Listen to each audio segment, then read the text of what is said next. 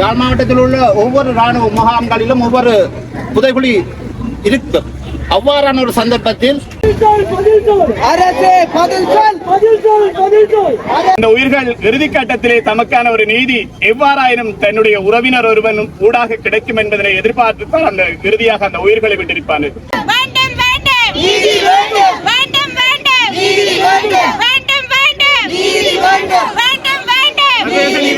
யாழ் மாவட்டத்திலும் கண்டுபிடிக்கப்பட்ட புதைகுழிக்கு அரசாங்கமானது இதுவரைக்கும் நிதி ஒதுக்க முன்வரவில்லை. இன்னும் சில நாட்கள் பொறுத்திருப்போம். புதைக்கப்பட்ட எங்கள் உறவுகளுக்கு உறவுகள் அனைவருக்கும் வணக்கம். அதுவும் நாங்கள் நிற்கிற இடம் செம்மணி சந்தை பாருங்க. இந்த பாதையை நோக்கி போனால் நாங்கள் யாழ் நகரை நோக்கி போகக்கூடிய மாதிரி இருக்கும். அதே இந்த பாதையினூடாக போனால் நாங்கள் கைதடியை நோக்கி போகக்கூடிய மாதிரி இருக்கும். அதாவது செம்மணி சந்தைக்கு முன்னுக்கு உங்களுக்கு அனைவருக்கும் தெரிஞ்சிருக்கும். செம்மணியில் ஒரு புதைகுழி தோண்டி அதில் எலும்பு கூடுகள், அதாவது மனித எச்சங்கள் கிடைக்கப்பட்டு அதுக்கு நீதி கிடைக்க வேண்டி கோரி நிறைய போராட்டங்கள் இடம்பெற்றது. ஆனால் இன்று, அதாவது 20ஆம் தேதி 6ஆம் மாதம் 2025ஆம் ஆண்டு இன்றைய தினம் பாரியளவு வடக்கு கிழக்கில் இருக்கிற அனைவரும் சேர்ந்து பாரியளவான போராட்டத்தை ஆரம்பிக்கிறதுக்கான ஏற்பாடுகள்லாம் இப்போ இடம்பெற்று கொண்டிருக்கிறது. இப்போ அங்கே என்னென்ன விடயம் நடக்குது, என்னென்ன விஷயத்துக்காக நீதி கோரி என்ன விடயங்களை முன்வைக்க போகிறாங்கன்றதான் இந்த காணொலி ஊடாக நாங்கள் பார்க்க போகிறோம். ராஜ்வீதி சேனலை யாராவது புதிதாக பார்த்தா சேனலை சப்ஸ்கிரைப் பண்ணி இந்த காணொலியை அனைவருக்கும் பகிர்ந்து கொள்ளுங்கள். அனைவருக்கும் வணக்கம். இன்றைய தினம் தமிழர் தாயத்தில் இருக்கின்ற 8 மாவட்டங்களிலும் இருந்து பொது அமைப்புகள் மற்றும் விவசாய அமைப்புகள், மீனவர் அமைப்புகள், அதோடு சார்ந்த சமூக செயற்பாட்டாளர்கள் எல்லாம் இணைந்து வடக்கு கிழக்கிலே இன்று இடம்பெற்றுக் கொண்டிருக்கின்ற எங்களுடைய நிலங்களின் அபகரிப்பு, அது மாத்திரமல்லாமல் விசேடமாக யாழ்ப்பாணத்திலே செம்மணியிலே தாயை குழந்தை அள்ளிக்கொண்டிருப்பது போன்றும் இவ்வாறான ஒரு மனித அவலம் இந்த மண்ணிலே நடந்தேறி இருக்கின்றது. இதுதான் வெளிப்படுத்தி காட்டிக் கொண்டிருக்கின்றது. அதே போன்று பல இடங்களிலே இவ்வாறான ஆக்கிரமிப்புகள் எல்லாம் நடைபெற்றிருக்கின்றது. இதற்கான ஒரு நீதி இந்த காலகட்டத்திலே ஐநாவினுடைய உயர்ஸ்தானிகர் இந்த மண்ணுக்கு 9 ஆண்டுகளுக்கு பிற்பாடு வருகின்றார். அவர்களுடைய பார்வைக்கு இந்த செம்மணி மனித புதைகுழி, அந்த உயிர்கள் இறுதி கட்டத்திலே தமக்கான ஒரு நீதி எவ்வாறாயினும் தன்னுடைய உறவினர் ஒருவனும் ஊடாக கிடைக்கும் என்பதனை எதிர்பார்த்துத்தான் அந்த இறுதியாக அந்த உயிர்களை விட்டிருப்பான். அவர்களுக்கான நீதிக்காக இன்று இத்தனை உறவுகள் நாங்கள் ஒன்று சேர்ந்திருக்கின்றோம். அவர்களுடைய ஆத்மா இன்று ஓரளவு அந்த சொர்க்கத்தினுடைய வாசலை எட்டி இருக்கும். அதுபோன்று அம்பாறையிலே இன்று நில ஆக்கிரமிப்புக்காக ஆன்மீகத்தினுடைய உச்சத்தினை போதித்த கௌதம புத்தரை வைத்துக் கொண்டு நில ஆக்கிரமிப்புகளை செய்திருக்கிறார்கள். உகந்த என்பது தமிழர்களுடைய வழிபாட்டு தலங்களிலே மிகவும் பிரசித்தி பெற்ற ஒரு இடம். அந்த இடத்திலே தற்பொழுது புத்த பெருமானுடைய நில ஆக்கிரமிப்புக்கான அடையாளம் இடப்பட்டிருக்கின்றது. அதுபோன்று அம்பாறை தொடக்கம் இங்கு யாழ்ப்பாணம் வரையிலான எல்லா பிரதேசங்களிலும் தமிழர்களுடைய காணிகளை ஏதோ ஒரு வகையிலே அபகரித்துக் கொண்டிருக்கின்றார்கள். இயற்கை வளங்களை சுரண்டி கொண்டிருக்கின்றார்கள். இவையெல்லாம் இந்த பிரதேசத்திலே எங்களுடைய மக்கள் அனுபவிக்க வேண்டியவை. ஆகவே அரசு சமத்துவமான ஒரு ஆட்சியை நாங்கள் இங்கு வழங்குவோம். எல்லோரும் இந்த நாட்டினுடைய குழந்தைகள் என்கின்ற அடிப்படையிலே தங்களுடைய ஆட்சி அமைத்துக் கொண்டார்கள் என்று அவர்களினுடைய வார்த்தைகளினுடைய மாயம் ஓரளவுக்கு வடக்கு கிழக்கில் இருக்கின்ற தமிழர்களுக்கு புரிந்திருக்கும் என்று நினைக்கின்றனர். ஆகவே சர்வதேச ரீதியிலே செம்மணி புதைகுழிக்கான நீதி நிச்சயப்படுத்த வேண்டும். அதே போன்று எங்களுடைய காணிகள், அதே போன்று எங்களுடைய பிரதேசங்களிலே இருக்கின்ற வளச்சுரண்டல்கள் போன்றவற்றை நிறுத்தி எங்களுக்கான ஒரு சரியான ஒரு நீதியினை இந்த அரசு வழங்க வேண்டும் என்பதை இந்த இடத்திலே கூறிக்கொள்ள விரும்புகின்றேன்.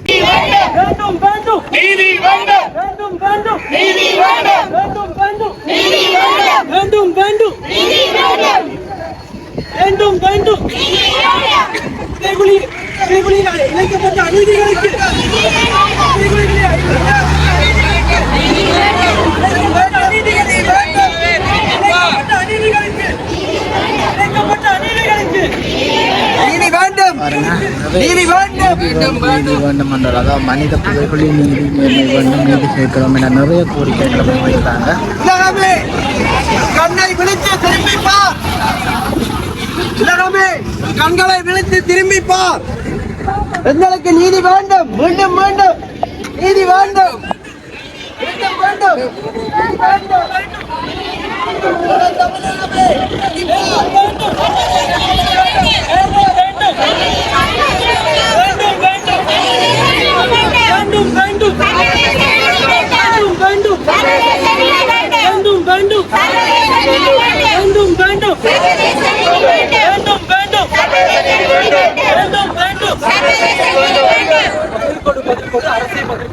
பதில் கொடு பதில் கொடு சர்வதேசமே பதில் கொடு பதில் கொடு பதில் கொடு சர்வதேசமே பதில் கொடு பதில் கொடு பதில் கொடு சர்வதேசமே பதில் கொடு பதில் கொடு பதில் கொடு சர்வதேசமே பதில்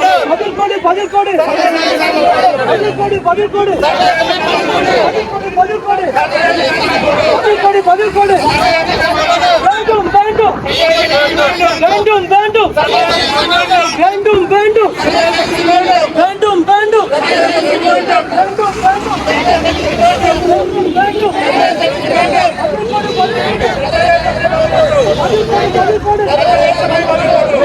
நீதிகளுக்கு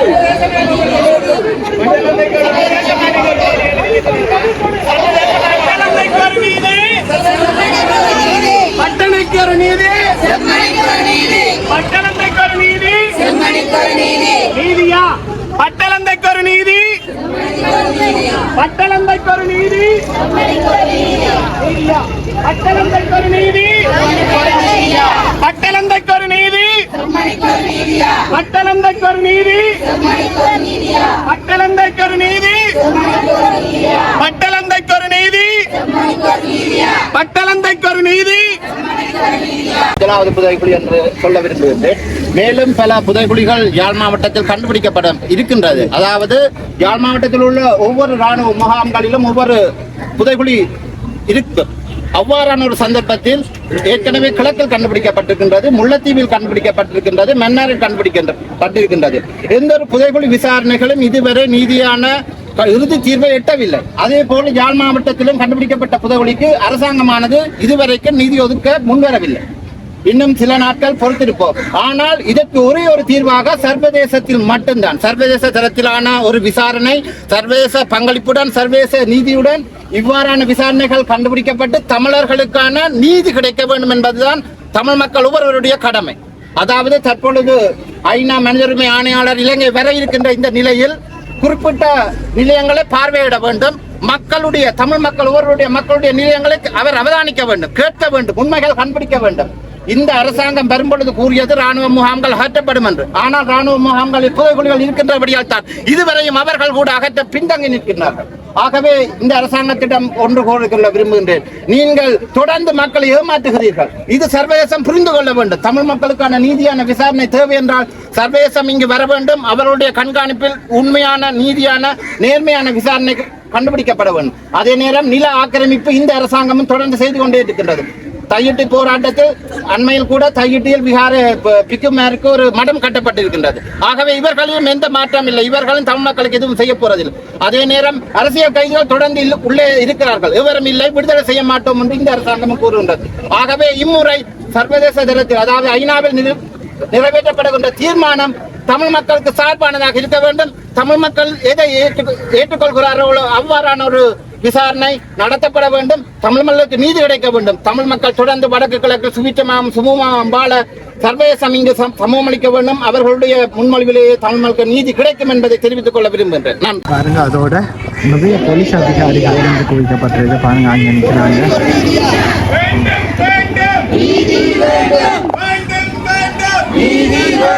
வேண்டும் வேண்டும் வேண்டும்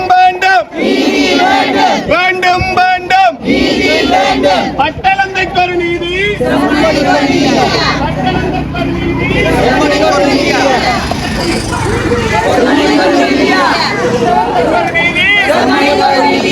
எனது பெயர் ஜாக்சன் பிகிராடா, வடகிழக்கு ஒருங்கிணைப்பு குழுவின் இணை இணைப்பாளர். இன்றைக்கு நாங்கள் வடகிழக்கில் இருக்கின்ற 8 மாவட்டத்தை சேர்ந்த சிவில் சமூகங்கள், சமூக செயற்பாட்டாளர்கள், பொது அமைப்புகள் மற்றும் மீனவர்கள், விவசாயிகள் மற்றும் பல்வேறு துறை சார்ந்த நபர்களும் 8 மாவட்டத்திலிருந்து அம்பாறை தொடக்கம் மட்டக்களப்பு, கிளிநொச்சி, முல்லைத்தீவு, வவுனியா, யாழ்ப்பாணம், திருவண்ணாமலை 8 மாவட்டத்திலிருந்தும் நாங்கள் இங்கு ஒன்று கூடிய ஒரு செய்தியை இந்த அரசுக்கு பகிரங்கமாக சொல்லுகிறோம். எங்களுடைய வடகிழக்கு பகுதிகளில் தற்போது கண்டெடுக்கப்படுகின்ற மனித புதைகுழிகள் யாரால் இந்த அநியாயம் இழைக்கப்பட்டது என்பதை இந்த அரசு துணிவுடன் தெளிவுடனும் சர்வதேசத்துக்கும் எங்களுக்கும் நீதி வழங்க வேண்டும். இதில் சர்வதேசம் தலையிட வேண்டும். அவர்களுடைய மேற்பார்வையில் தற்போது மன்னார், முல்லைத்தீவு, யாழ்ப்பாணம் செம்மணி மனித புதைகுழிகளில் நடக்கின்ற விடயங்களை அவர்களின் தலைமையின் கீழ் ஆய்வு செய்யப்பட வேணும். என்ன நடந்தது என்று எங்களுக்கு சொல்ல வேணும். எங்களுடைய உறவுகளை நாங்கள் இன்று வரைக்கும் தேடிக்கொண்டிருக்கின்றோம். நடந்ததை நடந்ததன்படி சொல்வதற்கு இந்த அரசு முன்வர வேண்டும். ஏனென்றால் கடந்த கால அரசுகளை காப்பாற்றிக் கொண்டிருப்பதை நாங்கள் ஒருபோதும் விரும்பவும் இல்லை. ஆகவே நாங்கள் சிவில் சமூகங்கள் ஒன்று சேர்ந்து இந்த செய்தியை சொல்லுகின்றோம். இங்கே நாங்கள் வந்ததன் நோக்கம் தற்போது அகழ்வு பணியில் இருக்கின்ற எங்களுடைய செம்மணி புதைகுழி நடந்ததை தெளிவாக சொல்வதற்கு சர்வதேச மேற்பார்வையின் கீழ் அது முன்னெடுக்கப்பட வேண்டும். அதற்கு தாமதமற்ற நிதியினை இந்த அரசு ஒதுக்கப்பட வேண்டும். ஆகவே இதில் நடந்ததை மிக விரைவாக சர்வதேச ஒத்துழைப்புடன் எங்களுக்கு வழங்க வேண்டும். அதே நேரத்தில் தற்போது 23 தொடக்கம் 26ஆம் தேதி வரைக்கும் ஐநாவினுடைய ஆணையாளர் 9 வருடங்களின் பின் இலங்கைக்கு வர இருக்கின்றார். ஆகவே நாங்கள் பொது ஊடகங்களில் அறிகிறோம். இந்த விடயத்தில், இந்த மனித புதைகுழியினுடைய விடயத்திலும் அவரது பார்வை மிகவும் அதிகமாக இருக்க வேண்டும். அதற்கு இந்த அரசை வலியுறுத்த வேண்டும். அவர்களுக்கான நீதியை பெற்றுக் கொடுப்பதில் அவரது பங்கு இருக்க வேண்டும். அதே போல இன்று வரை போராடி கொண்டிருக்கின்ற எங்களுடைய காணாமல் போன அம்மாமார் வீதிகளில் போராடி கொண்டிருக்கிறார்கள். அதே போல எங்களுடைய காணிகளை நாங்கள் கொடுத்து போட்டு பறித்தெடுத்து போட்டு அவர்கள் இன்று வரையும் தெருவில் விட்டுக் கொண்டிருக்கின்றார்கள். அந்த காணிகளை மீள ஒப்படைக்கப்பட வேண்டும் போன்ற பல்வேறு விடயங்களை அவர் கவனம் செலுத்த வேண்டும் என்றதை நாங்கள் இந்த இடத்துல ஆணித்தரமாக வடகிழக்கு ஒருங்கிணைப்பு குழு சார்பாக உங்கள் முன் ஊடக நண்பர்கள் முன் இதை நான் சமர்ப்பிக்கிறேன்.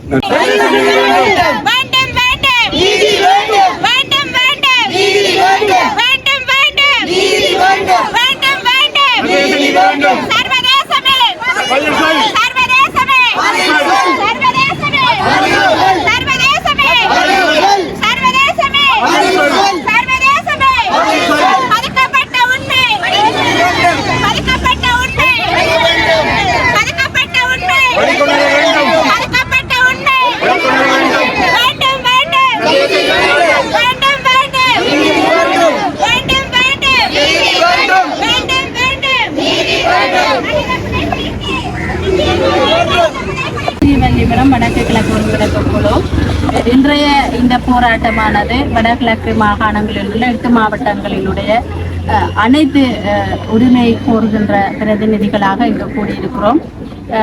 குறிப்பாக வடக்கிலே மன்னார், முல்லைத்தீவு, யாழ்ப்பாண செம்மணி புதைக்குழியினுடைய நீதியை கோரி என்று கூடியிருக்கிறோம். இந்த புதைக்கப்பட்டவர்கள் எங்களுடைய உறவினர்கள், இவர்களுக்கு நீதி வேண்டும். புதைக்கப்பட்டவர்கள் யாரால் புதைக்கப்பட்டார்கள், அவர்களுக்குரிய நீதி கிடைக்கப்பெற வேண்டும். இந்த அரசாங்கம் கடந்த காலங்களிலிருந்து இன்று வரைக்கும் தமிழ் மக்களுக்கு நீதி வழங்கும் நிலையில் கரிசனை காட்டாமல் அதை புறந்தள்ளி இன்று சர்வதேச நாடுகளுக்கும் ஒரு மாயையான நீதி தோற்றப்பாடுகளை கொண்டு வந்து தமிழ் மக்கள் புறக்கணிக்கப்படுவதை, நீதியிலிருந்து விலக்கப்படுவதை நாங்கள் சர்வதேசத்துக்கு கொண்டு வருவதற்காக இந்த செம்மணி புதைகுழியினுடைய நீதி வேண்டியே என்று கூடியிருக்கிறோம். சர்வதேச நாடுகள் இந்த நீதிக்காக குரல் கொடுக்க வேண்டும், கவனம் செலுத்த வேண்டும். இலங்கை அரசும் காணாமல் ஆக்கப்பட்டவர்கள் அல்லது புதைக்கப்பட்டவர்கள் என்று சொல்லப்படக்கூடிய எங்களுடைய உறவுகளுக்கு நீதி வழங்க வேண்டும் என்று கோரிய இந்த போராட்டத்தை நாங்கள் முன்வைக்கிறோம். நீதி வேண்டும், நீதி வேண்டும், பதுக்கப்பட்ட உண்மை, பதுக்கப்பட்ட உண்மை, பதுக்கப்பட்ட உண்மை, பதுக்கப்பட்ட உண்மை, சர்வதேசமே நீதி வேண்டும், சர்வதேசமே நீதி வேண்டும், சர்வதேசமே நீதி வேண்டும், சர்வதேசமே நீதி வேண்டும், சர்வதேசமே.